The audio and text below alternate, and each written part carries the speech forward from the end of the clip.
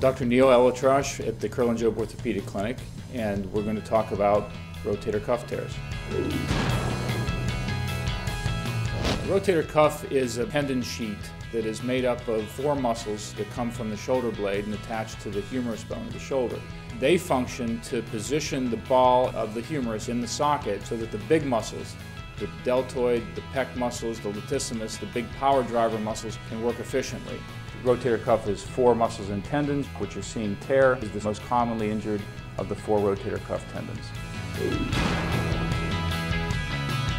Activities that require repetitive lifting overhead or rotation overhead, more often you're going to have some rotator cuff problem. Also, impact and sudden deceleration sports. For instance, playing basketball and suddenly contacting another player, and when the shoulder comes to a sudden stop, those types of things can damage the rotator cuff.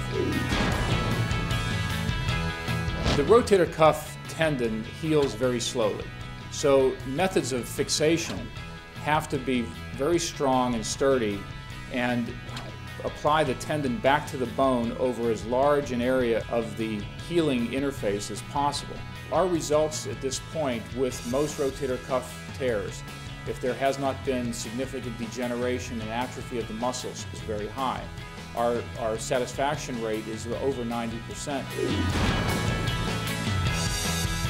If you're involved in athletics or sports that require throwing or overhead lifting, then you have to pay attention to these little fine-tuning muscles that really do position and protect the shoulder. So you should work on your overall conditioning of your core and your rotator cuff muscles.